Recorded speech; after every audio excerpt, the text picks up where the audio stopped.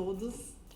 E na minha sala, as duplas que estavam debatendo eu não lembro a posição de todos, mas tinha a dupla da Universidade Federal do Rio Grande do Norte, Rodrigues e Alcântara, a dupla da SD-UFRJ, Souza e Mancuso, a dupla da Sociedade de Debates Unifor, Miranda e Cunha, e da Sociedade de Debates da Universidade Federal de Santa Catarina, Severo e Farinella. Foi uma call unânime, um debate muito tranquilo, e, em primeiro lugar, a dupla que passa para a final noves do primeiro torneio nacional de debates é da Sociedade de Debates da Universidade Federal de Santa Catarina, Severo e Farinella.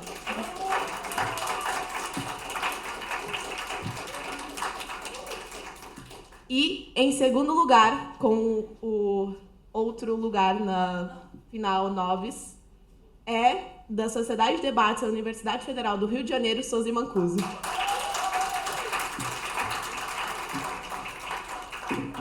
Para fins de transparência, a call final ficou: em primeiro lugar, a segunda posição; segundo lugar, a primeira posição; terceiro lugar, o primeiro governo; em quarto lugar, o segundo governo.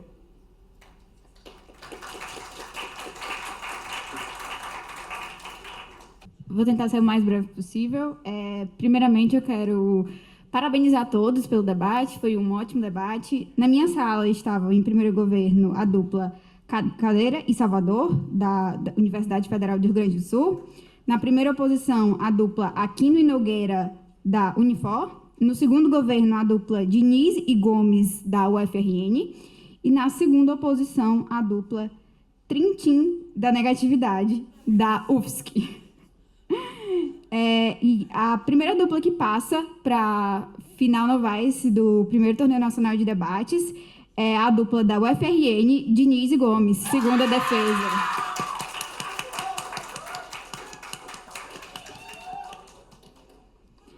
A outra dupla que passa para a final é o primeiro governo, o FMG Caldeira, Salvador, primeira defesa.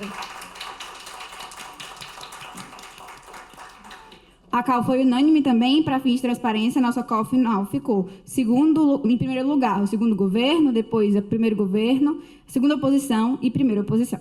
Parabéns a todos e boa sorte na final.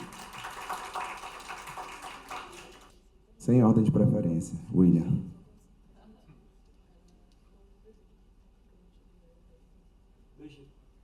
William e Mancuso ficaram em segundo governo.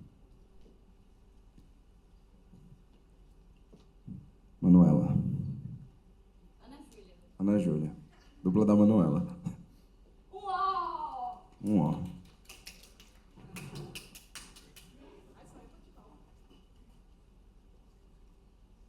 Tá entre um G e 2 O. Boa sorte aí, quem for o próximo. Eric.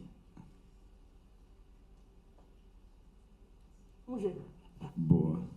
Por último, mas não menos importante, o que será que é, hein? 2 O. A mesa da final de iniciados é Vitor Tebe, eu enquanto chair, Giuseppe Golbato, Laura Vieira, Juliana Vasconcelos e Eduarda Café.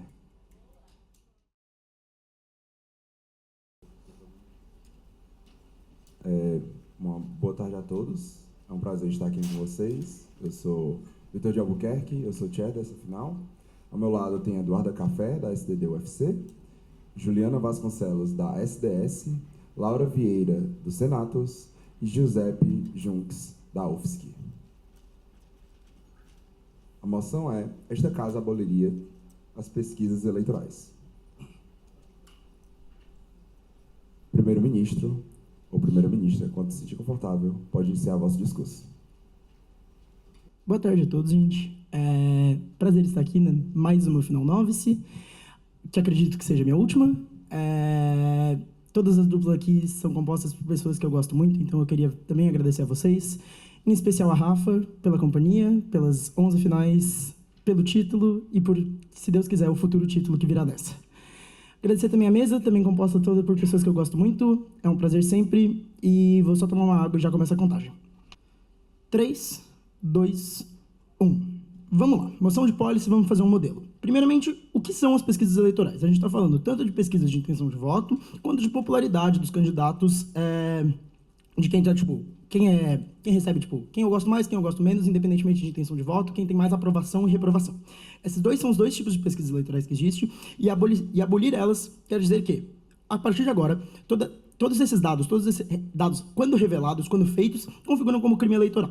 Tanto as pesquisas feitas por candidatos, quanto por institutos de terceiros sem afiliações, não podem revelar esses dados, não podem publicizar esses dados, e sequer podem usar eles como ferramenta de campanha, tipo, externa.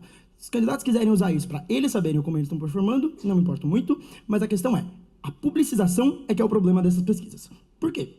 Porque quem faz a pesquisa mesmo tem vieses, sejam eles conscientes ou inconscientes. O espaço amostral é curto, logo sofre com inveridicidade, e elas não engajam com a centralidade do eleitorado, que é a maioria da população.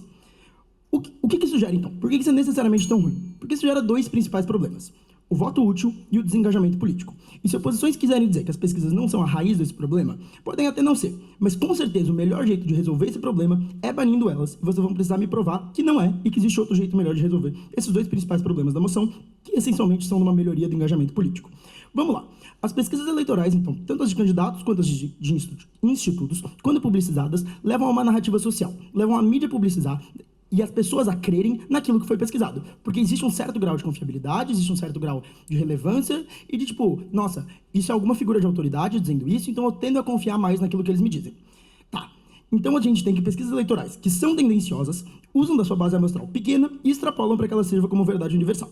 Cria-se a narrativa social a partir delas, de que o seu voto, então, só vai valer a pena se eu votar em X ou Y, que é quem está na frente. Senão eu não tenho nem chance de ganhar e esse voto não importa. É um voto jogado no lixo. Tá. E por que isso necessariamente é uma coisa ruim, então? Por dois motivos.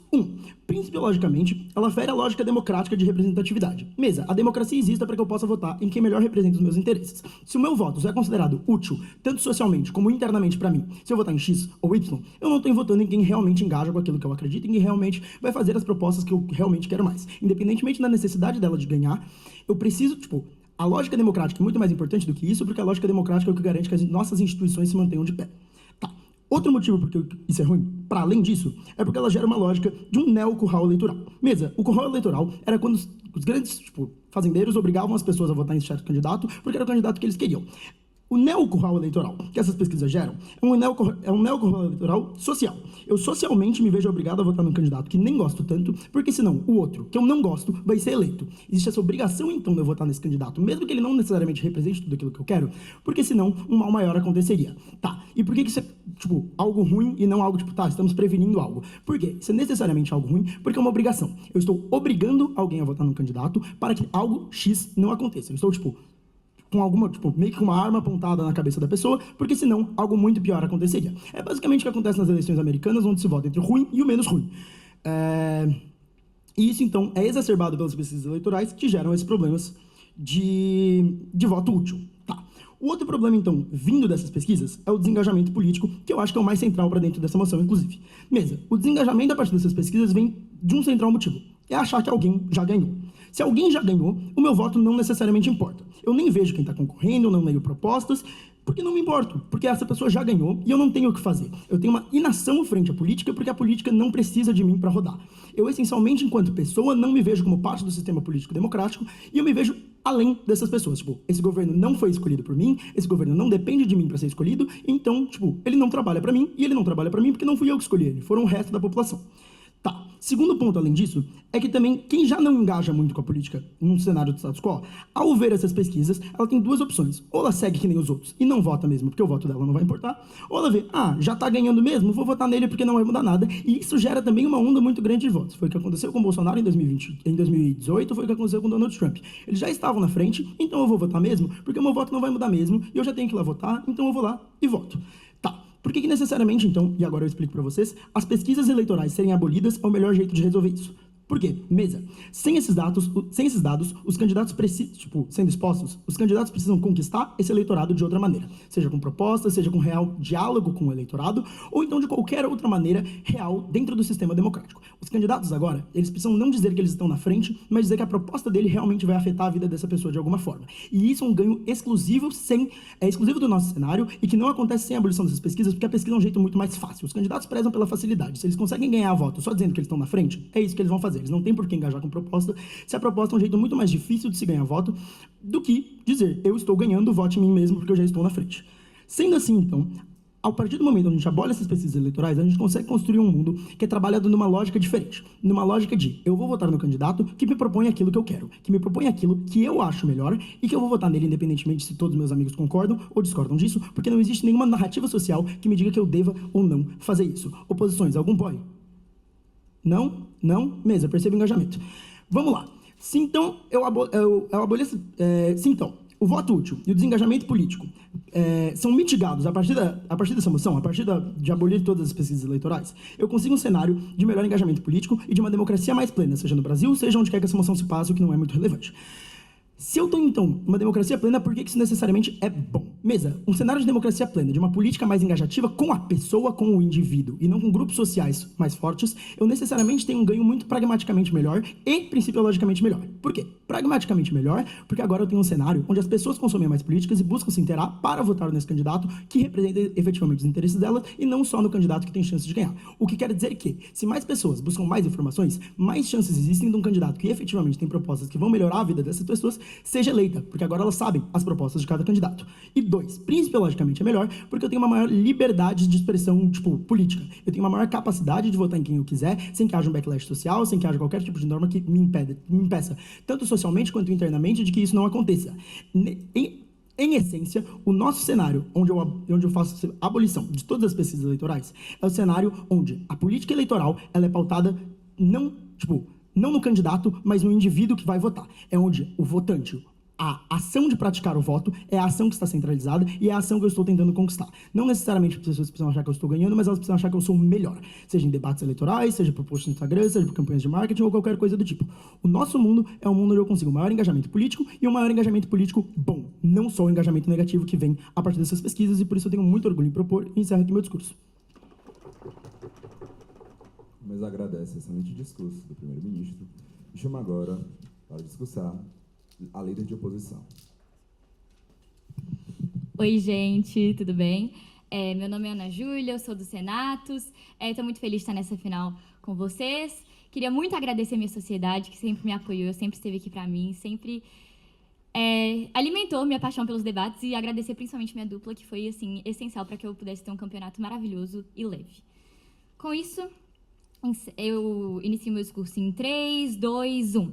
Mesa, entenda que as pesquisas eleitorais, elas funcionam como um mecanismo em oposição ao que o Eric trouxe pra gente, elas funcionam como um mecanismo incentivador para você procurar saber mais de um candidato. Sem contar que ela é extremamente importante para que haja conscientização na política acerca das pautas e acerca de qual candidato realmente tem chance de ganhar, para que você possa fazer uso do seu direito ao voto da melhor maneira possível. Tá, vamos trabalhar então no pior cenário das oposições e mostrar para a mesa como que a gente ganha até nesse cenário.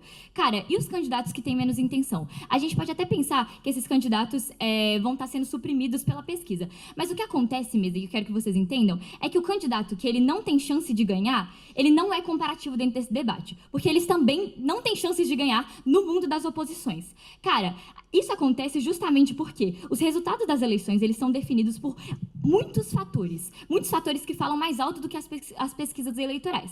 Esses fatores podem ser, por exemplo, interação com o eleitorado, a popularidade mesmo que aquele candidato conseguiu e fomentou ao longo do tempo, não só na sua própria trajetória de carreira eleitoral, mas, por exemplo, através das redes sociais, através de propagandas, enfim, pela qualidade e aceitabilidade dessas propostas e principalmente pelo engajamento que ele tem com o público e que é incomparativo com as pesquisas eleitorais. Tá.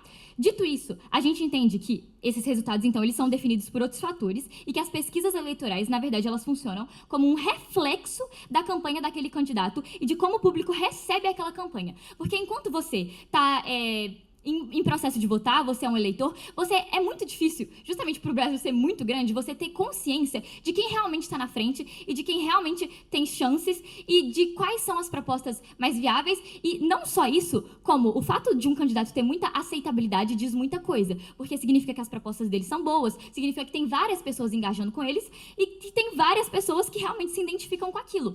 E eu, como eleitor, eu não consigo ter consciência fora da minha bolha do que está acontecendo no Brasil inteiro. É muito difícil desse tipo de informação chegar a mim, justamente porque, tipo, eu posso até comentar com as pessoas ao meu redor, saber, procurar saber o que elas pensam, mas é muito difícil, tipo, eu quebrar essa bolha e realmente ter consciência de um cenário macro no Brasil. Então a gente entende que o que define o vencedor é justamente a qualidade da campanha dele e como ele vai conquistar esse eleitorado ao longo da sua trajetória eleitoral.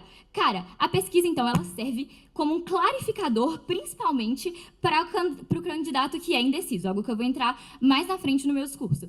Mas, Mesa, entenda, se não existe pesquisa eleitoral, um candidato que no nosso cenário teria menos intenção de voto não conseguiria ganhar de qualquer jeito, porque ele não tem popularidade e não se torna como promissor. E não é... Senta, por favor. E não é por conta da pesquisa eleitoral que isso vai piorar, justamente porque se o cara não tem engajamento, se as pessoas já não se identificam com aquilo, o que a pesquisa eleitoral faz é clarificar isso. No mundo dos governos, e um contrafactual, o que acontece é que, tipo, esse candidato vai continuar sem popularidade e vai continuar sem ascensão, e o fato dele representar, tipo, poucas pessoas na pesquisa eleitoral não significa que isso vai se retroalimentar. Tá, no nosso caso, pelo menos, então, a gente consegue demonstrar um avanço, nem que seja ínfimo de intenção de voto. Ele pode até mais ganhar popularidade, e é por isso que a gente ganha no stakeholder mais difícil de ganhar dentro desse debate. Se o cara está com pouca intenção de voto, a partir do momento que ele tem uma leve ascensão dentro da pesquisa, aquilo gera interesse, aquilo gera curiosidade para as pessoas que estão ao redor. Cara, a pesquisa, então, ela serve também como um pontapé inicial para que as pessoas consigam ter interesses nos candidatos. A gente até entende a caracterização de primeiro governo de que do desengajamento político, mas eu vou provar para vocês como, na verdade, no caso deles, tem muito menos desengajamento. Porque, cara, a gente vive num país em que as pessoas não têm interesse de se informar e que é difícil ter acesso à informação. Justamente, tem muita informação ao mesmo tempo, por exemplo, nas redes sociais, é difícil diferir o que é verdade do que é mentira. As pesquisas eleitorais, elas conseguem dar um direcionamento para você procurar quais candidatos fazem mais sentido para você. Justamente porque, em mundo de oposições, em mundo de governos, no qual eu não tenho esse incentivo principal de abrir a televisão e ver, tipo, caraca, esse candidato tá tendo muitos votos, tipo, deve significar alguma coisa, deixa eu entrar no perfil dele, deixa eu, tipo, procurar saber sobre as propostas. Não existe esse incentivo no mundo dos governos e justamente se torna muito mais difícil você saber para qual candidato olhar, justamente porque a gente vive em um país que é pluripartidário. A gente encontra no mundo dos governos, então, uma dificuldade em ter direcionamento e de fazer com que seu voto seja útil. No nosso lado, a gente não favorece só aqueles que são mais representativos, porque, Mesa, existem dois tipos de eleitores, como eu falei no início do meu discurso. Os decididos, que não vão votar já vão votar nos candidatos mais populares naturalmente, então, tipo, eles literalmente não são afetados por essa emoção, mas principalmente a gente ataca um stakeholder que é muito importante, aqueles que são os indecisos. Esses são essenciais para que as eleições sejam decididas, e é por isso que é preciso orientar essas pessoas e dar um direcionamento para elas, porque a gente precisa pegar essa massa de pessoas que não têm interesse, não têm incentivo e engajamento na política e fazer com que elas,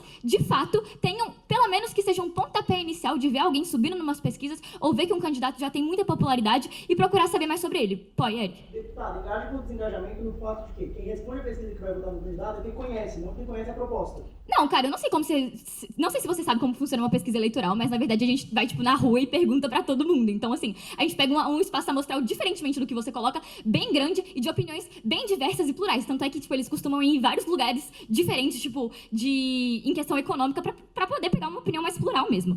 Mas, enfim, a gente então consegue fazer com que esses indecisos tomem um rumo e que as eleições elas funcionem de uma maneira mais prática. Em mundo de governos, as pessoas literalmente desperdiçam seu voto. Por quê? Elas votam em um candidato. Elas não têm consciência de qual que é o cenário no Brasil inteiro e elas votam, ou em qualquer país, isso não funciona só pro Brasil, tá? Mas, enfim... Ou então, elas vão lá, elas votam em um candidato que não tenha uma ínfima chance de ganhar, porque elas não têm consciência disso. E no mundo das oposições e no mundo dos governos, esse cara já não ganharia, tipo, anyway. O que difere é que em mundo de oposições, esse voto ele está sendo, no mundo de governos, tirado de outro candidato que poderia representar aquela pessoa de uma maneira mais, que ela se identifique mesmo. Você deixa de votar em alguém que, tipo, nossa, eu não me identifico tanto para votar em um candidato que não tem chance, e no final, o candidato que não tem chance não ganha e você, literalmente, não conseguiu fazer com que seu voto valesse dentro daquelas eleições. No nosso cenário, a gente dá visibilidade para os candidatos em ascensão, porque a gente cria esse incentivo principal da curiosidade, a partir do momento que a gente consegue ter consciência de que alguém está avançando nas pesquisas e tendo maior engajamento com o público. E essa narrativa social, que o Eric tanto gosta de falar, ela existe em ambos os mundos, porque ela advém de uma polarização política que ela é influenciada por 1000 outros fatores, como a campanha política que eu caracterizei para vocês. Por isso eu tenho muito orgulho de ser primeira posição. Mas agradece esse excelente discurso da líder de oposição. Chama agora a adjunta de governo. Primeiro, eu queria agradecer a minha Sociedade de Debates UFSC por sempre estar apoiando a gente, por me fazer me apaixonar pelo debate competitivo e estarem aqui assistindo a gente. É muito importante para mim, é o Eric, que nunca me deixou desistir, mesmo quando eu achava que não fazia mais sentido. Ele me mostrou como sempre fazia e como a gente sempre podia melhorar. Eu queria agradecer à Condeb e também à UFC pela organização do campeonato. Tipo, a gente estava comentando hoje sobre o quão incrível tem sido, de verdade mesmo. E também as duplas que estão aqui debatendo hoje, a mesa. Vamos começar logo esse discurso, que ele vai ser longo. E vou começar, então, em 3, 2, 1. Mesa. Primeiro, a oposição comete um erro de não saber exatamente como pesquisas funcionam e nem como a sociedade funciona hoje em dia e como o engajamento acontece. Primeiro, pesquisas eleitorais não funcionam tendo mais de 80% da população brasileira, da população daquela, sei lá, seja região, governo, estado ou Brasil em si, um país, tanto faz. Elas não percebem que, na verdade, o espaço amostral que aquela pesquisa aponta é muito pequeno. Vejam do IBGE, coisas nesse sentido. 400 pessoas, 800 pessoas, coisas nesse... Muito pouca gente. Então, perceba, além dessas pesquisas eleitorais, elas abarcarem pouca gente que não representa necessariamente toda aquela população, pensa, muito mais do que isso, é em um espaço amostral e até geográfico pouco relevante, não necessariamente vai mostrar. Não foi aqui no Nordeste que estava nas eleições que o primeiro lugar ia ganhar, e aí ele ficou acabando em terceiro lugar, para vocês verem como as pesquisas eleitorais podem ser muito falhas. E muito mais além disso. O que influencia, então, mais do que essas pesquisas eleitorais, que elas não conseguem perceber que ela não é tão relevante assim, e o que influencia as pessoas hoje em dia? Mesa, as pessoas hoje em dia, a gente vive em um cenário onde a sociedade ela é pouco desengajada. E quando ela engaja, muitas vezes é pelas redes sociais. Como as redes sociais, ainda mais em questão política, funcionam hoje em dia? Advanced Analytics. Todos vocês já devem ter escutado coisas nesse sentido sobre como em uma região geográfica de um país, por exemplo, seja numa região periférica, numa região muito rica, quando tanto o Instagram, coisa nesse sentido, quando eles veem que existem, que aquelas pessoas elas consomem mais, tipo, sei lá, coisas do Bolsonaro. Então elas vão mandar para aquele espaço geográfico mais coisas do Bolsonaro, mais fake news que tenham a ver, o Lula, sei lá, tô dando um exemplo, para demonstrar e reforçar que as pessoas vejam aquilo, porque ela entende que aquelas pessoas, seja daquela classe econômica ou seja daquele espaço social, elas pensam muito diferente. Então ela vai mandando e reforçando cada vez mais fake news, coisas nesse sentido. Então, as pessoas elas são influenciadas pelas pesquisas eleitorais, mas muito mais além disso. Eu vou te mostrar como, então, essas fake news, como essas advanced analytics, que a gente entende em um sentido que é negativa, por ela fazer essa explosão de conteúdos e explosão, às vezes, até de fake news, e como ela é piorada pelas pesquisas eleitorais. Ana Júlia, você erra ao não analisar que é exatamente candidatos que podem até ser vistos como irrelevantes nesse debate que importam. Marçal era um maluco. Bolsonaro era um maluco há anos atrás. E como que ele ganhou relevância? Ganhou relevância nas redes sociais, mas também ganhou cada vez mais relevância quando ele crescia na pesquisa eleitoral. Quando ele ia ganhando na pesquisa eleitoral mais votos, e, meu Deus, tem 1 milhão de pessoas que apoiam Bolsonaro, e aí elas ultrapassam e vai dobrando. Cada vez mais esses malucos, eles ganham popularidade. Muito mais do que isso, o Eric vai mostrar para vocês como essa narrativa social que as pesquisas eleitorais, elas vão acontecer, elas são prejudiciais no sentido de que as pessoas elas são menos engajadas e que a gente possui cada vez mais o voto útil. A Ana Júlia não consegue engajar, no caso, e ela vai falar, perceba, como ela só reforça o nosso caso, falando que no nosso mundo ela vota em alguém que não necessariamente vai ganhar, mas ela nunca mostra para vocês por que isso é tão ruim assim. Eu vou mostrar para vocês que, na verdade, não é. Se aquela pessoa que eu votei não ganhou no nosso mundo, perceba, não é ruim porque eu votei em alguém que eu queria. Pensando no princípio da democracia que a gente já traz para você, que para essas pessoas é importante que esse voto útil ele fere, então, esse princípio da democracia, porque de que eu posso e devo votar em quem eu queira, pensando nos meus princípios e do que eu me vejo como importante ser um político representante. Quando ela vai falar sobre não ter consciência de um cenário macro, veja que não é excludente dos dois cenários. Mesa, pessoas são influenciáveis. Hoje em dia, quando vocês olham uma pesquisa eleitoral, vem os 2, 3 primeiros candidatos, os primeiros colocados na pesquisa eleitoral, e aí tem o debate, então, eleitoral. Vocês não prestam mais atenção naqueles 2, 3 primeiros candidatos, porque vocês pensam que é exatamente esses candidatos que têm mais chance de ganhar. Então, eu nem vou escutar aquele do Novo que está com 5%, com 2%, porque é muito mais relevante eu ver quem está com 50%. Então, perceba que não é excludente do cenário de vocês e que esse cenário macro, esse cenário de vocês, faz com que as pessoas sejam cada vez mais influenciadas, porque elas não vão se preocupar com pessoas de candidatos diferentes ou coisas nesse sentido. Mas perceba que muito mais além das pessoas serem influenciadas, a gente também engaja com aquela pessoa de médio cenário, onde ela está em cima do muro. O Eric ele vai falar para vocês sobre como essas pessoas, por exemplo, que estão em cima do muro, às vezes elas podem jogar o voto fora e votar em quem está mais perto de ganhar. Por quê? Aquela pessoa que é de centrão, aquela pessoa que ela não sabe o que ela é politicamente, porque ela não tem tanta consciência ou ela nem se importa tanto assim. Quando ela é de centro, e aí ela vê que tem um candidato de direita que pode ganhar, que, por exemplo, só o Bolsonaro pode ganhar, não tem nenhum outro candidato de direita que tenha tanta chance contra o Lula. Ela vai votar no Bolsonaro, porque dane-se se o Bolsonaro ofende e fere princípios que para ela é importante. O Bolsonaro é o único de direita que pelo menos tem chance de ganhar. Então perceba que nesse cenário de polarização que primeira oposição tenta rodar, a gente ganha muito mais, porque a gente não faz com que as pessoas joguem o voto fora delas, porque o voto delas importa sim. Segunda oposição? Como as pessoas desinteressadas na política engajariam de fato com ela no seu cenário? Boa. Primeira posição. Rafa, você joga no pior dos cenários falando do Bolsonaro e do Marçal, mas você esquece dos candidatos mega promissores que só conseguiram ascender por conta da alta popularidade. Tá, e como que eles ascenderam popularmente? Foi por conta das pesquisas eleitorais? Não, foi pela campanha que eles fizeram, foi pelo engajamento nas redes sociais que eles fizeram. Então, perceba, não necessariamente foi pelas pesquisas eleitorais. E como isso não é mutuamente excludente do cenário de vocês, essa relevância que ele ganha. Então, sinto muito em falar isso. Agora, respondendo ao ponto de segunda posição, sobre como as pessoas elas se tornariam mais influenciadas.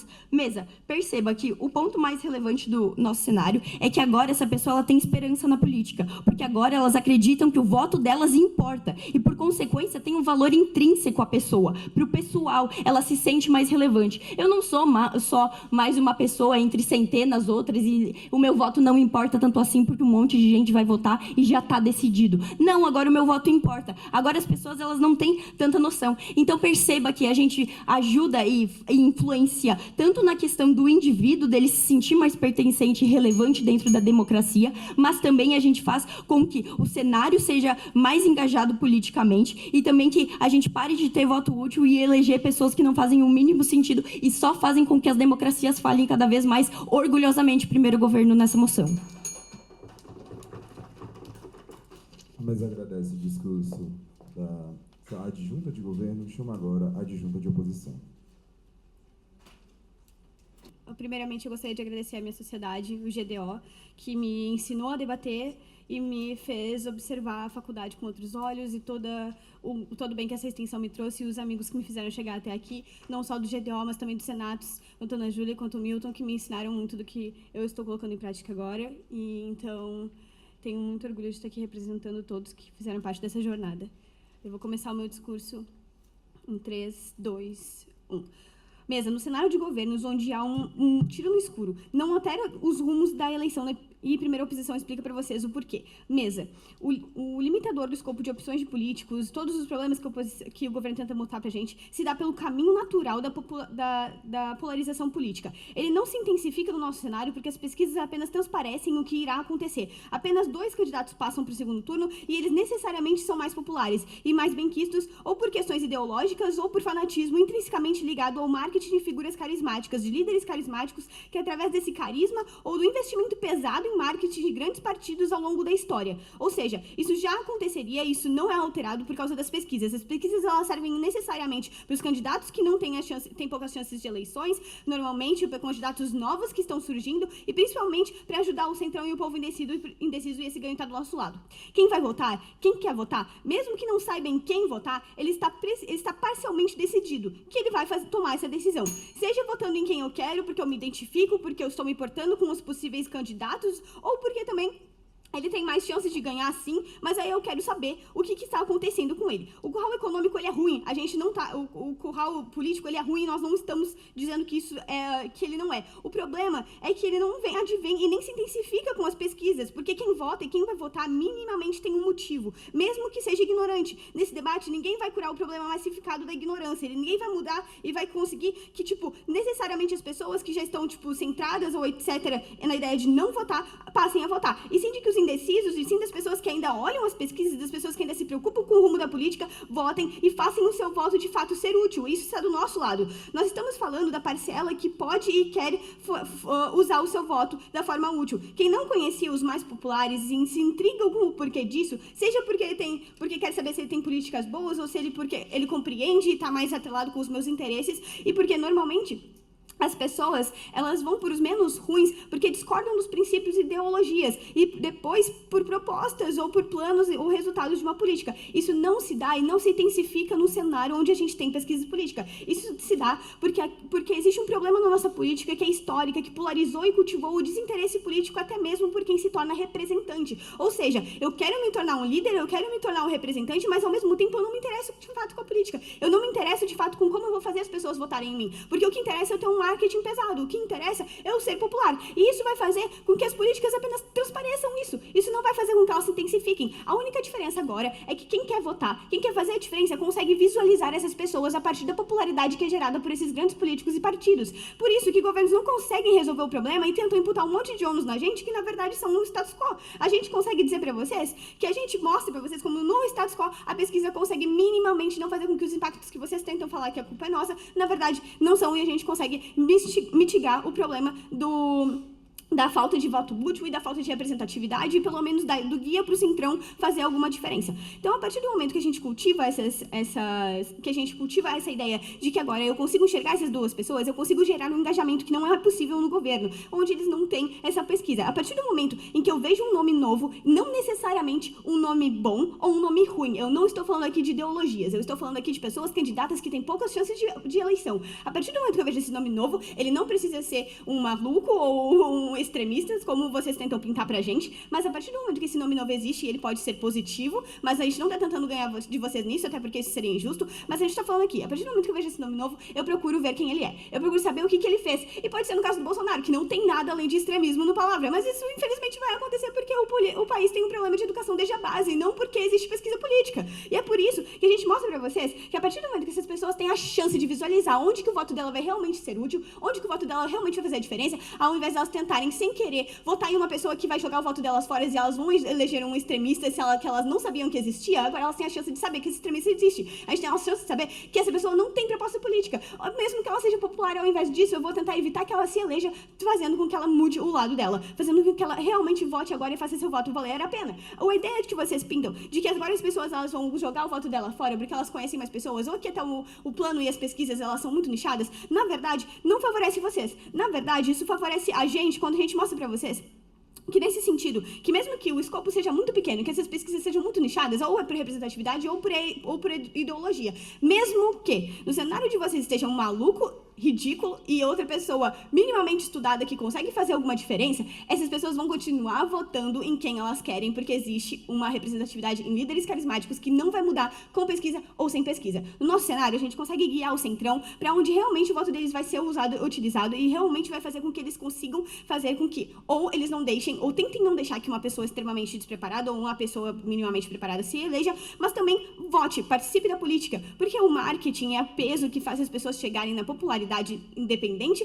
da escala, faz com que essas pessoas ganhem popularidade. Vocês poderiam dizer que num cenário onde existe mais investimento em outras pessoas para que elas ascendam também, para que elas consigam subir um pouquinho na pesquisa política, faria mais sentido, porque aí sim teria o cenário de vocês, mas antes disso, quem tiver pode. Deputada, a gente não precisa que o cara ganhe, a gente só precisa matar essa lógica de voto eleitoral que você está defendendo sem nem dizer o porquê que ela é boa. Ela é boa porque agora as pessoas elas conseguem fazer o voto delas valer a pena. Elas conseguem pelo menos tentar proteger o país de que uma coisa que elas acreditam que é muito pior aconteça, porque elas de fato vão ver, essa pessoa tem políticas que realmente me danificam, essas políticas realmente são mais prejudiciais ou não só para mim, mas para o coletivo como um todo, então eu não quero que ela se eleja, eu voto no outra pessoa que tem políticas que são menos agravantes, e é por isso que no nosso cenário a gente consegue mostrar que as pesquisas são necessárias para que as pessoas tenham essa necessidade de votar, que elas consigam ver descentralizar o centrão, fazer com que eles se decidam, mas também para que eles consigam que essas pessoas que agora estão subindo na popularidade porque ou elas têm propostas boas ou porque elas têm um marketing positivo, que elas ascendam e sejam vistas. Então elas podem agora angariar votos que antes elas não tinham possibilidade. Nós vemos políticos novos, políticos de partidos novos e políticos que estão ascendendo hoje em dia graças ao marketing que eles conseguem fazer. Não necessariamente de grandes, mas orgânico mesmo. Pessoas têm chance de fazer marketing orgânico e de mostrar novas propostas para as pessoas. E a pesquisa mostra que elas ainda têm chances. A partir desse momento que uma pessoa tem mais chances, independente de ela ser um maluco ou de ela ser uma pessoa muito boa, agora ela tem mais chances de votar. E aí, isso sim, é muito melhor para polarização do que o cenário de vocês, porque o cenário de vocês continua acontecendo isso só que de forma velada. No nosso cenário, a gente consegue pelo menos guiar as pessoas do centrão e ajudar as pessoas que estão tentando ascender na política. Quando a gente se decide a partir desse momento, quando a gente percebe que a gente quer participar da política e a gente precisa escolher um lado, a gente olha a pesquisa e vê o que eu tenho mais chance de fazer diferença no Brasil. E é para isso que o voto serve, para fazer a diferença. Independente de que ele vai ser por um candidato bom ou ruim, independente de um candidato se ele me representa ou não. A gente precisa decidir o rumo do país num coletivo e não somente baseado na individualidade. Por isso que a política ela serve para todos esses stakeholders que a gente consegue abarcar muito melhor do que governos. É por isso que eu tenho muito orgulho em me apoio. A mesa agradece. Para iniciar o debate das segundas casas, chama extensão de governo. Quando se sentir confortável, pode se dirigir ao público e iniciar seu discurso. Eu queria primeiramente agradecer a SDUFRJ, especialmente a Cecília, ao Luiz, a Carol, parte da gestão que me construiu como debatedor e que conseguiu me trazer até aqui. Eu estava sentado nessa cadeira 5 meses atrás, acompanhando a final do Open da COP, e agora eu estou aqui debatendo, então isso é um prazer enorme. Agradecer a minha dupla Cauã, com o qual eu acompanhei e ganhei diversos títulos, estou aqui mais em uma final, e agradecer a todos os debatedores aqui presentes, a organização e essa excelente mesa. Sendo assim, eu começo o meu discurso em 3, 2... Mesa, primeiro, a gente não vai tentar trazer aqui um cenário tão extremista ou tão avançado como o primeiro governo tentou trazer. Eles trabalham no pior dos cenários, no melhor cenário que é para eles. O cenário em que as pesquisas, ou elas não são capazes de pegar essa opinião verdadeira, ou que elas influenciam diretamente e absurdamente na campanha, na visão das pessoas em relação às pesquisas. A gente não vai tratar apenas aqui em relação à perspectiva de como as pessoas votam. A gente ainda vai trabalhar nessa métrica e a gente vai ganhar. Mas esse não é o principal caso. O principal caso aqui das pesquisas eleitorais é como elas influenciam diretamente no jogo político e de como isso afeta a democracia como um todo. As pessoas, elas podem votar baseadas em qualquer métrica que elas quiserem. A democracia permite que você vote em qualquer pessoa, de qualquer forma que você queira. Seja porque você quer ter ganhos na sua cidade, seja porque você acha que ela é a pessoa mais popular. Isso não fere a democracia, isso bate diretamente com a democracia. Entretanto, a gente não vai esfaquear, a gente vai trazer justamente essa métrica e trazer aqui como isso fere a democracia de fato. O fato das pesquisas eleitorais ferirem a democracia não está diretamente na influência do eleitor em relação ao voto. As pesquisas eleitorais, primeiro, caracterização. As pesquisas eleitorais, elas surgiram como uma forma de absorver as opiniões das pessoas e com isso fazer uma previsão a mero título de curiosidade e interesse midiático. Com o tempo, entretanto, as pesquisas passaram a influenciar diretamente nas eleições e como elas são feitas. Não é apenas e única e exclusivamente na opinião das pessoas em relação às visões, mas sim a partidos políticos, quando eles veem essas métricas dessas pesquisas. Partidos utilizam isso como fonte, como uma métrica do que deve ser feito e o que não deve ser feito nas suas pesquisas. Os ganhos do partido não é propostas melhores, atender necessidades importantes, está em ao máximo fazer com que aqueles números aumentarem. Ou seja, aquilo que era para fazer com que a mero título de curiosidade representasse a visão da população, está sendo justamente servindo como uma métrica de como os partidos agem diretamente. Isso afeta a forma como a democracia funciona, isso afeta a forma como as políticas funcionam. Eu não estou mais querendo ganhar popularidade baseado no que as pessoas estão vendo que é melhor. Eu estou querendo fazer com que aqueles números aumentem cada vez mais. E eu já vou explicar por que isso é negativo e como isso afeta realmente a democracia. Isso, numa era de internet, shorts e rios, incentiva os candidatos a terem medidas cada vez mais populistas, que gerem fama e popularidade para que se tenha esse aumento e, consequentemente, o número de pessoas falando o seu nome na pesquisa aumente. Afinal, para ter o seu nome falado nas pesquisas, você tem que furar o máximo possível de bolha. Você tem que alcançar cada vez mais. Assim falem mal, mas falem de mim. É assim que surgem os candidatos extremistas que o primeiro governo tentou trazer, mas não conseguiu explicar. Não é meramente pelas pesquisas eleitorais, mas sim a forma como é feita. Eles querem gerar popularidade, eles querem ganhar popularidade. Mas isso não somente isso. O real impacto das eleições, como eu disse, está no jogo político. Aqui é onde as pesquisas acabam tendo seu impacto real. As pesquisas são mais aceitas, influenciam mais nesse cenário, pois é uma métrica que existe para ela tomar medidas futuras e elas precisam tomar medidas que sejam melhor para eles. Ou seja, tanto faz aqui se as pesquisas elas são melhores ou elas são piores. Não é sobre eficiência necessariamente. Eficiência não é um crime, não é esse o problema. O problema é como elas afetam o jogo político. As fontes que esses partidos encontram são as pesquisas eleitorais. Candidatos menores, eles são obrigados a sair de corridas eleitorais ou a fazer coligações, pois não há perspectiva de que se possa ganhar. A influência que isso causa no jogo político, que é o problema, pois políticos que poderiam ter propostas novas deixam de concorrer ou deixam de competir. O impacto que isso causa partidos utilizarem, além de utilizarem isso como uma métrica e de simplesmente quererem ser mais populares, da incapacidade do indivíduo e de grupos sociais de serem representados por esses partidos. Não é apenas se os candidatos eles vão ganhar ou não, tanto faz se eles vão ganhar ou não. O importante é o como esse candidato ele se mantém nessa corrida e como ele permanece para atender o interesse daquelas pessoas. Num país pluripartidário, que nós temos diversos partidos, a partir do momento que você consegue fazer o que você tenha mais políticos e mais vozes, você consegue fazer o que tenha mais vozes sendo representados. A partir do momento que eu tenho aquele candidato ainda na corrida, a partir do momento que eu tenho aquele candidato não fazendo coligações em nome de outro partido, eu consigo fazer com que esse candidato ele se mantenha na disputa. Eu consigo fazer com que as pessoas não olhem para uma pesquisa e pensem, nossa, esse candidato não vai ganhar mesmo, não vou engajar com ele. Isso acontece somente no nosso cenário e é aqui que eu explico a mecanização que falta em primeiro governo. O eleitor médio ele vai querer votar sempre em um candidato para ganhar. Não votamos em alguém com apenas um voto de fé. Para isso, buscamos métricas capazes de fazer com que esse candidato que mostre mais interesse para a gente. E o mundo onde as pesquisas eleitorais existem, a métrica se torna quem está na frente nas pesquisas. Em um mundo em que não existem as pesquisas eleitorais, a principal métrica se torna em quais candidatos são as melhores propostas que você acredita que vai ganhar a eleição. Aquelas propostas que você vê que possuem uma capacidade de melhor atender a população são as métricas que você acredita que são capazes de ganhar aquela eleição. Não é mais simplesmente eu não vejo a pesquisa eleitoral ou eu engajo com um movimento político. Isso aqui é apenas uma crenca deixada do primeiro governo, mas nós conseguimos explicar isso. A partir do momento que as pessoas, a gente traz uma mecanização de como as pessoas elas votam em quem elas veem como melhor para o seu país ou veem melhor como para si mesmo. Antes de continuar, segundas. Primeiras. Will, se os números estão aumentando é porque as pessoas se identificam com aquele candidato. Meio estou pedindo... Não é porque se identificam com o candidato. Para você ter seu nome falado na eleição, você não precisa necessariamente ter se identificado. Você só precisa ser popular. Basta ser popular. Basta fazer um short, basta fazer um reel para você ter o seu número. Tudo bem, isso acaba fazendo que as pessoas, com que esses candidatos queiram fazer justamente serem mais populistas. Eles queiram ser mais extremistas, ou eles não necessariamente extremistas, mas eles queiram ganhar mais jogo político, mais jogo de pesquisa eleitoral. A partir do momento em que essas pesquisas elas estão influenciando diretamente no jogo político, como coligações são feitas, como partidos agem, como políticas públicas são feitas, em quais cidades eu tenho que investir mais para conseguir aqueles números maiores, a partir do momento que isso é utilizado, que esse cientificismo na política é utilizado como uma métrica capaz de fazer com que você tenha esses números crescendo, para que você tenha candidatos que continuem na corrida, candidatos que sejam substituídos, candidatos que continuem, você acaba prejudicando o jogo político como um todo, porque a política passa a ser uma disputa de de números, não é mais sobre políticas, não é mais sobre fazer o melhor para a população, e sim sobre fazer aumentar o número, e sim sobre fazer com que você tenha o seu nome mais falado. Isso acaba influenciando diretamente em como a política é feita. Isso gera e acaba fazendo com que a política se torne um show de que as pessoas ficam cada vez mais querendo serem populares, elas viram showrunners, elas deixam de ser realmente políticas públicas. E a gente consegue ver isso cada vez mais frequentemente. A política, ela surgiu nos anos... As pesquisas surgiram nos anos 90 como uma forma de fazer isso. Mas as crescentes forma como pesquisa eleitoral se inseriu na sociedade, acabou fazendo com que essas pesquisas se tornassem uma métrica principalmente para partidos políticos. A gente entende que sim, elas influenciam nas pessoas, mas o principal impacto que tem aqui é justamente no jogo político. E é justamente aqui que a democracia é prejudicada. Porque os partidos, eles deixam de querer atender a população e eles passam a simplesmente querer popularização e engajamento populacional por meio dessas votações. É aqui que nós temos a real prejudicação da democracia. E é assim que nós temos...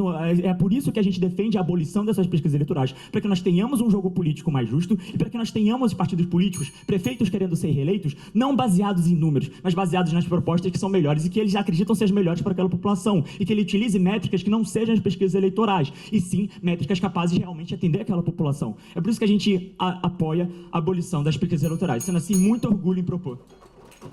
A mesa agradece o discurso da extensão de governo e chama agora a extensão de oposição. Antes de confortável, pode se dirigir ao público. Primeiro, fazer alguns agradecimentos. Queria agradecer à minha Sociedade Debates Potiguar, por ter me apoiado até aqui. Agradecer a Leonardo por ser meu mentor, a Bi também, se ela estiver vendo esse debate depois, e a Nina também, que me ajudou a desenvolver meu estilo de debate atual. Vou iniciar meu discurso só colocando o Debate Keeper, tá, gente? Sim, muito orgulho em estar debatendo aqui nessa final com grandes pessoas que eu conheci ao longo do movimento de debates. E vamos lá. Eu vou iniciar meu discurso em 3, 2, 1. Mesa, eu achei um pouco interessante de como esse debate veio se desenvolvendo até agora, porque eu acho que ninguém caracterizou o eleitor médio. Mas eu vou fazer isso, né? Vamos lá. Mesa, o eleitor médio geralmente não é engajado politicamente, seja porque ele acha que o voto dele não importa, ou porque ele necessariamente é alheio à política per si. Mas, Mesa, se tem uma coisa que faz uma pessoa sair da bunda para ir votar diretamente na urna, é quando ela sente que seus direitos estão necessariamente sendo ameaçados e sendo um perigo de serem retirados per si. E isso se prova, especialmente quando você faz enquadramento que acontece hoje em dia de uma ascensão da extrema-direita no globo. Quando você abole todas as pesquisas eleitorais, não só na escala municipal, no escala estadual, no estado federal, você também influencia e não mostra as tendências que estão acontecendo globalmente. A eleição do AfD, o impedimento da Le Pen que aconteceu na França, a eleição do Viktor Orbán na Hungria, etc. Essas tendências e as pesquisas eleitorais, eles mostram como as pessoas elas podem votar e mostram necessariamente uma lógica de contenção de danos. Vou já lidar com vocês, tá, gente? Vai lá, um frame mais amplo, a gente está vendo globalmente um avanço da extrema-direita que o próprio Eric cita. E a gente não vai abolir as eleições eleitorais por um mecanismo de frear ou impedir algo pior, que foi citado pela Manu nos últimos segundinhos do discurso dela, e é por isso que eu vou estender verticalmente eles. Vamos lá. Primeiro, gente, vamos explicar como as pessoas votam ou pensam. Como as pessoas votam. As pessoas, elas votam não só porque elas querem se sentir mais representadas, mas porque elas querem que seu candidato ganhe e se sentirem participantes e partícipes em algum grau, como uma forma de projeção através desse candidato. Esse condicionamento psicológico, as pessoas elas querem e não gostam, por exemplo, de apostar em time que está perdendo. Eu não quero apostar em alguém que vai perder. Eu não quero apostar em alguém que eu sei que não tem chance de ganhar, ou que eu sei que não necessariamente tem tantas chances de ganhar assim. Então, eu volto para as pesquisas eleitorais para mostrar uma tendência de como eu posso votar. Justamente a lógica do voto útil que vocês tanto estão abolindo por assim. Mas vamos lá. Partindo desse condicionamento psicológico, as pessoas elas não querem perder e não gostam de apostar em time que está perdendo, ou que não sabe necessariamente se vai ganhar ou não. E aí que entram as pesquisas eleitorais. Essas pesquisas elas mostram tendências, e não falando que vai todo mundo votar em quem está ganhando, mas sim mostram minimamente como as pessoas elas estão votando, qual a tendência delas, e como as pessoas elas estão necessariamente vendo o jogo político que, segundo o governo, tanto fala assim per si. Mais relevantes... Mostra minimamente como as pessoas estão votando, quais candidatos são mais relevantes e mais importantes no jogo político per si, levando ao mínimo interesse de como podem ser as futuras gestões em escala municipal, estadual ou federal. E colocando aqui um cenário crescente de forma mundial, a ascensão da extrema-direita, esses políticos eles são silenciosos. Você nunca acharia que Pablo Marçal teria chance de ganhar se as pesquisas eleitorais não mostrassem as tendências que eles estão crescendo per si. Você nunca saberia se Pablo Marçal estaria ganhando e você não necessariamente iria votar para impedir que ele ganhasse. Pablo Marçal só perdeu porque ele mostrou que ele tinha chance de ganhar. As pessoas sentiram um senso de urgência para ir votar contra. Eu não votaria em Paulo Marçal e eu não queria que Paulo Marçal ganhasse. Então eu me levantava da bunda do sofá e ia votar para impedir que algo pior acontecesse. Você tem esse cenário da extrema-direita por todo o globo e você tem as pesquisas eleitorais como uma forma de régua moral de como eu posso votar e como necessariamente posso fazer de me sentir participante ativo necessariamente da democracia, que Eric tanto fala que vai existir mais no cenário dele de per si. Vamos lá, colocando assim, você não teria chance de ganhar. As pessoas não podem que isso acontecer. Le Pen, ela não ganhou na França justamente porque as pesquisas mostravam que elas tinham ganhando força e que elas podiam, por exemplo, ascender ao poder. As pesquisas eleitorais, elas mostraram como que você poderia necessariamente usar do seu voto para impedir que algo pior aconteça, para impedir que seus direitos eles fossem tomados, para impedir que a extrema-direita algo muito pior acontecesse e gerasse geralmente uma destruição da democracia como entendemos per si. Mas mais do que isso, mesa, o caso de Auger, ele diferia a democracia e engajamento político, além de fraco, é falso. O engajamento político pelo senso de urgência postado pelas tendências das pesquisas eleitorais é o que realmente garante que as pessoas saiam de casa para votar. Mas mais do que isso, o ferimento da democracia pela ascensão de políticos extremistas silenciosos, como a AfD na Alemanha, Viktor Orbán na Hungria, reforçando o meu ponto psicológico. Não só nós temos um incentivo psicológico de tendência, ou seja, um efeito mandalar para reforçar que o candidato visto como bom ganhe, mas mais que isso, ele parte por um viés cognitivo de confirmação, e que ela sente que está necessariamente fazendo uma decisão correta, reafirmando sua decisão, tendo um incentivo direto para votar. Mas mais do que isso ainda, mesa, partindo do ponto das pessoas, eles despertam necessariamente essas pesquisas eleitorais um sentimento de como elas podem se posicionar no jogo político, reforçando sua participação direta na democracia. Eu mostro para vocês como as pessoas elas necessariamente vão engajar diretamente com a democracia, passando agora do primeira posição. Primeira posição, todos os casos de vocês dependem que as pessoas necessariamente tenham interesse em votar. Eu mostro para vocês como que essas pesquisas eleitorais eles necessariamente movem as pessoas do sofá. Eles movem como as pessoas vão votar per si, movem como as pessoas vão ter interesse para votar, mas mais do que isso, eles mostram como eu posso votar e como eu utilizo o meu voto de forma útil para impedir que algo muito pior aconteça. Seja, por exemplo, a ascensão do Paulo Marçal, a ascensão da Le Pen na França, etc. Assim está se perdendo um senso de urgência, garantindo sua efetiva participação. Mas mais que isso, pesquisas eleitorais eles, alertam as pessoas de candidatos que podem efetivamente tirar direitos, efetivamente mostrar candidatos que essas pessoas não concordam tanto assim. Mesa, eu passo de primeira posição porque eu não só garanto de forma mais certa como essas pessoas vão necessariamente engajar politicamente e vão exercer seu direito de voto democrático, mas mais que isso, eu mostro para vocês como que essas pessoas elas têm um viés de confirmação que é confirmado por essas pesquisas eleitorais. Eu mostro como que elas necessariamente vão partir e vão impedir por um senso de urgência, como impedir que algo muito pior aconteça. Eu mostro para vocês como que a ascensão da extrema-direita, que está extremamente relevante hoje em dia, pode ser parada efetivamente. Vai, Farinella. Eliseu, se sua premissa fosse verdadeira, esse medo todo gerado pelo Trump, pelo Orbán, teria feito que as pessoas não votassem neles. Esse mesmo medo fez com que a pesquisa, por exemplo, impediu que Pablo Marçal ascendesse à presidência. E eu concordo com você e eu assino o ônus que as pesquisas eleitorais, elas, às vezes, têm um espaço a mostrar muito pequeno e que elas podem ser tendenciosas. Mas é justamente esse segmento de tendência que pode mostrar efetivamente como que eu posso virar a chave, como que eu posso fazer um voto útil, realmente virar e fazer uma participação política muito mais efetiva para garantir com que algo pior não aconteça. É justamente esse o certo no meu caso mesmo. Eu faço com que as pessoas elas garantem e participem ativamente justamente por mostrar uma tendência que as pesquisas eleitorais elas podem efetivamente ditar de como a sociedade está pensando no jogo político. Mas mais do que isso, acontecendo de anos, eu passo da primeira posição, porque eu não só garanto que de forma mais clara como essas pessoas vão necessariamente votar, mas mais que isso, eu estendo vestimamente o ponto citado pela Mano de contenção de danos e para o impedimento do avanço de algo pior. Só a segunda posição garante efetivamente uma participação política, uma participação em engajamento político, e é por isso que a gente ganha esse debate. Muito orgulho em ser segunda posição. A mesa agradece pelo cena de discurso e chama agora para os últimos discursos do debate, arremate de governo. Então, antes de começar, eu queria agradecer ao William, principalmente. A gente ficou muito tempo separado, né, cara? Perdemos muitos títulos, muitos breaks, mas a gente está de volta aí, a gente está na pista. Queria agradecer à minha sociedade de debates, aos meus amigos que estão aí assistindo, e ao nosso Senhor Jesus Cristo, que me permite estar aqui hoje, graças a esse dom, e que eu prometo, eu vou empregar pelo teu propósito. Então, vamos lá. Vou começar o meu discurso em 3, 2, Mesa, antes de começar o IP normal, eu vou fazer só uma pequena análise que já demonstra por que a gente ganha esse debate. Porque o nosso caso, ele não depende, diferente de todos os outros casos, eles dependem de um ônus de prova de que as pesquisas eleitorais vão mudar o resultado das eleições. Todos os 3 casos aqui dependem disso. Eles dependem de um mecanismo de Maria vai com as outras, ou seja, tipo, o primeiro governo fala assim, não, tá, eles dependem de que o cara vai olhar para os mais populares e fala assim, não, eu vou no mais popular ao invés do, enfim, o que eu me concordo mais. As meninas aqui, elas dizem assim, não, tá, o resultado da eleição já está definida, agora eu vou votar nos que têm chance de ganhar para não dispersar meu voto. E eles dizem que, tipo, tá, eu vou olhar para a pesquisa eleitoral e vou falar assim, tá, esse cara aqui é arriscado, ele tem chance de ganhar, portanto eu vou no outro que é o menos pior. Esses são os casos deles.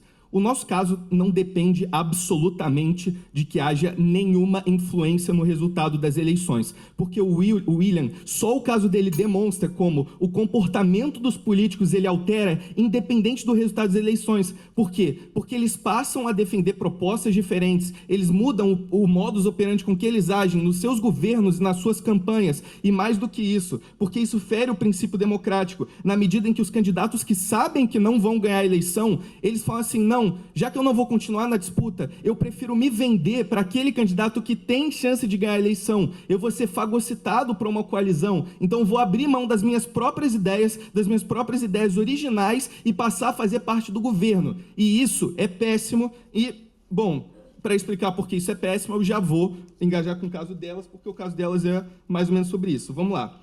Então, a lógica deles é simples, sobre por que a gente ganha de primeira oposição. Vamos lá, a gente faz muito melhor o que eles se propõem a fazer. Vamos lá, eu digo que, tipo assim, não é mais importante conhecer o candidato mais relevante e votar nele. Nem no mundo em que o resultado da eleição é certo, nem no mundo em que tudo pode mudar. O mais importante é o interesse pelas ideias. Nós garantimos que isso acontece muito melhor no nosso cenário. Por quê? Porque se você vê que tem 2 candidatos que podem ganhar e eu passo a conhecer apenas eles, eu conheço eles em detrimento dos outros. Agora, eu só vou me interessar pelos 2 candidatos que têm chance de ganhar e não pelos outros. Eu tenho uma gama menor de ideias que eu posso passar a conhecer. E, vamos lá, o caso deles não é excludente porque, tipo, eleições executivas tem segundo turno. Então, de qualquer forma, se não acontece isso, no segundo turno eu vou passar a conhecer sobre esses 2 candidatos. No nosso cenário, a gente conhece sobre todos desde o início. Tudo bem, mas... ainda assim, vamos lá, a gente ganha deles também porque as pesquisas, eles colocam como mecanismo incentivador sobre pesquisa de quem é o melhor candidato. A lógica deles é, se você vê um candidato na frente, você quer procurar saber quem é o candidato, tá, tudo bem. Isso não é diferente, primeiro... Me embolei todo aqui, folha errada. Desculpa. Tá, vamos lá. Primeira oposição diz, um candidato impopular não tem chances de ganhar.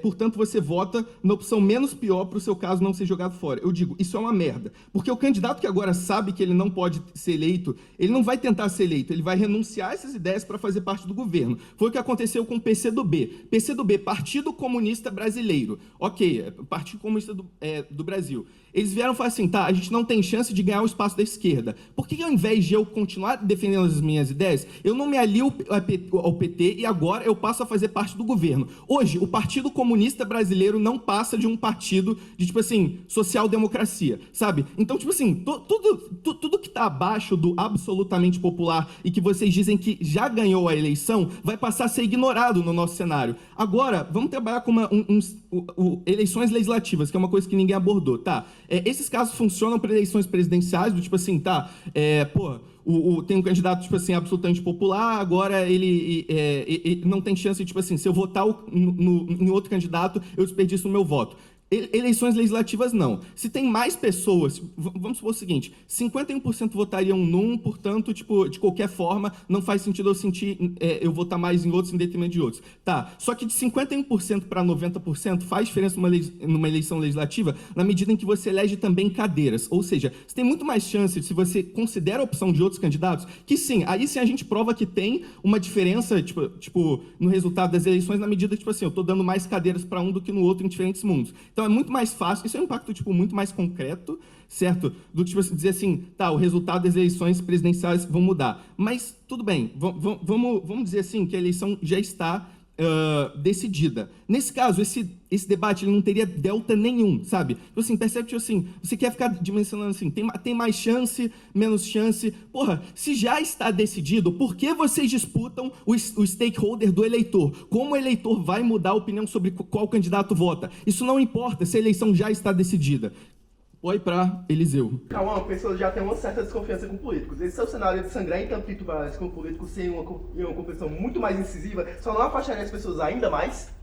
Uma eleição mais incisiva? Não, porque o William já mecanizou muito bem, porque o cenário de você usar, tipo assim, as pesquisas eleitorais para aferir sua popularidade cria um incentivo para as pessoas se radicalizarem, ou seja, elas vão passar, tipo assim, agir pelo que vai torná-las mais populares, portanto elas vão fazer aquele discurso mais agressivo, mais incisivo. Então a política é muito mais radical, muito mais perigosa no cenário de vocês, onde você tem uma constante métrica de popularidade que está sendo disputada e, portanto, tipo assim, você está preocupado em ganhar pela popularidade e não pelas ideias. Então, isso tá, só quem prova isso é o William, vocês não demonstram muito bem. Tipo assim, tudo bem, o caso de vocês é verdade, tá, tem um cara que eu sei que tem chance de ganhar, ele é perigoso, beleza, mas, tipo assim, isso é a coisa menos relevante para esse debate. Tipo assim, em que medida isso acontece? Tipo, o quão frequentemente você realmente tem um cara... Tipo, o caso deles depende que tem tipo assim, um super ditador, um super Bolsonaro, que, porra, você tem que votar no outro cara para, tipo, ter certeza que ele não vai chegar no poder. Cara, isso é um cenário muito extremo, eu acho que, tipo assim, é pouco relevante, pouco comparativo com os outros casos,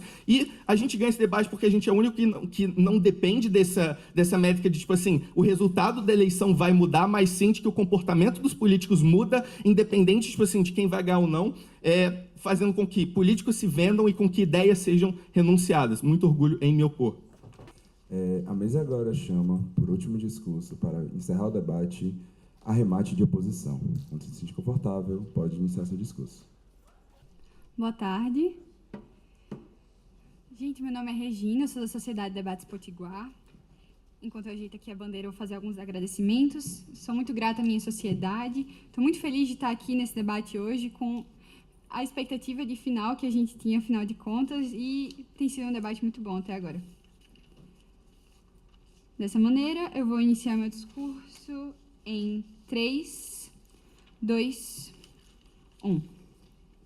Mesa, o nosso caso trata de como um indivíduo que tem uma mentalidade de voto útil sente que pode verdadeiramente mudar alguma coisa por poder impedir a vitória de um político que ele repudia e não gosta. Pois as pessoas sentem que estão efetivamente dentro da política quando sentem que seu voto pode efetivamente chegar ao poder. Ao contrário do que, segundo o governo está falando aqui, a política ela se constitui efetivamente não apenas por meio da expectativa de quem pode ganhar, mas quando o político verdadeiramente te atinge e te toca e comunica com você. Você se mobiliza para que ele ganhe ou não, porque você sente que o governo dele te impactará diretamente. A perspectiva de ganho é sim relevante para esse debate, pois é isso que gera o interesse do eleitor médio. Outra coisa, a eleição ela não está decidida na pesquisa, governos, mas sim evidencia uma tendência de que esse governo, essa pessoa, ela pode ganhar ou não. E é justamente essa tendência que delimita o fator do eleitor ir atrás dessa pessoa ou não. Em eleições extremamente polarizadas, em que existe uma forte tendência de ganho ou da esquerda ou da direita, ou do centro da direita ou do centro da esquerda, as pessoas que têm uma maior aliança política relacionada a um partido específico ou aquela pessoa em específico têm uma tendência a votar em que elas odeiam menos e, portanto, elas estão sentindo que estão sendo mais atingidas. Porque impedir que quem eu não gosto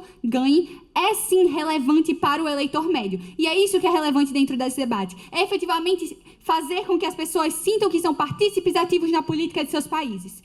Dessa maneira, a gente pode aqui dar um exemplo, falando aqui de eleição legislativa, segundo o governo. Na França, em que partidos de ideologia próxima de centro e esquerda solicitaram que seus eleitores se unissem para botar um inimigo em comum que era a extrema-direita de lado. E foi isso que foi feito. E foi por isso que o Congresso Eleitoral atualmente na França não tem tanta gente da extrema-direita, porque esses partidos se uniram quando viam que a extrema-direita tinha uma perspectiva de ganho. Isso não vale única e exclusivamente para a extrema-direita. Isso vale para quando o eleitor de direita mesmo sente que não quer que um político de esquerda ganhe. E é por isso que ele vota em um político de centro, para impedir que quem ele não gosta ganhe. E isso é relevante sim dentro desse debate. Falando de segundo governo. Eles falam que pesquisas eleitorais ferem a democracia por influenciarem diretamente nas eleições e como elas são feitas. O objetivo dos partidos seria aumentar a porcentagem por incentivos nas redes sociais, etc. Cara, os partidos podem até incentivar intervir para centralizar mais a política, mas a presença de um nicho menor representado permite um direcionamento melhor do eleitor desde o início da eleição. Em ambos os cenários, haveria provavelmente um segundo turno em que os candidatos vão ser nichados a serem eleitos e, de todo modo, a pessoa vai votar finalmente em quem tem mais chance no final das contas. Se eu voto por ideologia e não por quem eu acho que vai ganhar, e esse candidato tem pouquíssimos votos, eu sinto que meu voto foi inútil e que eu não tive uma participação ativa no meio político porque eu não votei em quem ganhou. Se eu não voto em quem ganha desde o início, eu sinto que o meu voto não foi válido, justamente porque eu não estou ativamente fazendo com que a minha ideologia seja perpetuada efetivamente. Porque se eu estou votando em alguém que tem a mesma ideologia que eu e ela não é concretizada, ela não é levada ao governo efetivamente, como é que eu vou sentir que a minha ideologia está sendo efetivamente levada ao governo se ele não ganhou? A perspectiva de ganho é sim relevante para esse debate. Engajando com o ponto dos partidos. Os partidos maiores definitivamente atuam de modo intervencionista e principalmente em eleições de menor escala. Mas isso não é mutuamente excludente para esse debate. Os partidos maiores, eles têm sim mais recursos para fazer propaganda política, para ir em mais locais para se expor em eleições nacionais, por exemplo. E é isso que viabiliza a vitória, e não apenas a atuação em pesquisas. O fato desse partido maior ter mais recursos é sim o que viabiliza que essa pessoa desse partido maior ganhe, e não única e exclusivamente a atuação dele nas pesquisas. Agora, partindo para nossa diferenciação em relação à primeira oposição. Elas falam que os candidatos com menos chance de ganhar não têm essa chance em nenhum dos dois casos. E fatores como popularidade, histórico e de carreira política são relevantes, e a gente concorda com isso. Só que elas acabam sendo contraditórias quando me dizem que as pessoas desperdiçam votos e reforçam a visibilidade de incentivo ao voto aos candidatos em ascensão. Só que como é que esses candidatos eles podem ter sua percepção de ascensão concretizada se a própria líder de oposição me fala que esses candidatos menores não têm perspectiva de ascensão por causa da pesquisa política? Isso não faz sentido. Dessa maneira, não haveria ascensão ou viabilidade de percepção desse candidato no cenário dela, porque o incentivo proposto de análise das propostas não é realista, uma vez que o cidadão médio, como só foi proposto pela minha extensão, não busca isso em nenhum dos dois cenários. O cidadão médio, na maioria dos cenários, não está engajado politicamente, efetivamente, e acaba muitas vezes votando em quem ele se alia um pouco mais e quem tem chance de ganhar. Para ele, é sim relevante votar em quem tem chance de ganhar, justamente porque ele está votando e ele está sentindo que minimamente a sua ideologia está chegando ao poder. E esse fato de estar chegando ao poder o atinge diretamente.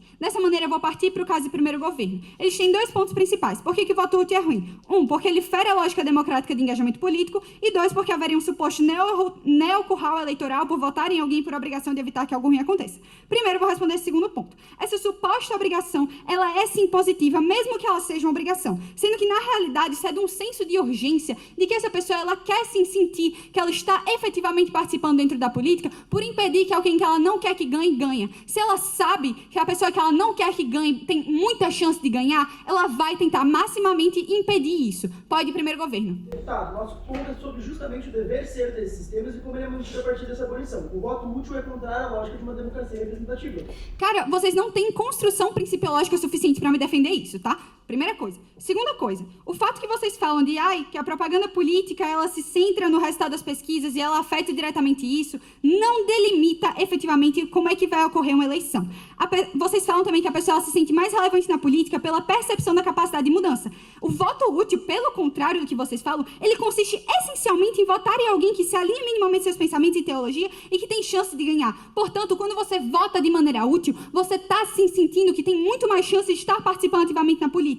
Se eu não sei quem é que tem mais chance de ganhar, eu, cidadão médio, que tem inúmeras outras preocupações, para além das propostas que aquele candidato está fazendo, e que são no status quo subsidiárias, principalmente em eleições minoritárias, eu não vou buscar a proposta daquele candidato. Eu vou atrás do boca a boca. Eu vou atrás ou voto em quem é mais popular ou carismático nas redes sociais. A questão do viés carismático desses políticos vai ser perpetuada em ambos os cenários. Mas no meu cenário, pelo menos, as pessoas elas têm a percepção maior de quem tem uma tendência a ganhar e eu posso impedir que quem eu não quero que ganhe, ganhe. Ou então eu posso fazer efetivamente com quem se alia mais à minha ideologia ganhe. E esse muitas vezes vai ser um cenário médio, porque políticos minoritários com pensamentos extremamente levados ao extremo, extremamente polarizados, não têm chance de ganhar no status quo na grande maioria dos países. Eu não preciso saber que o meu candidato tem tanta chance assim para efetivamente gostar ou votar em um político carismático no cenário de governos.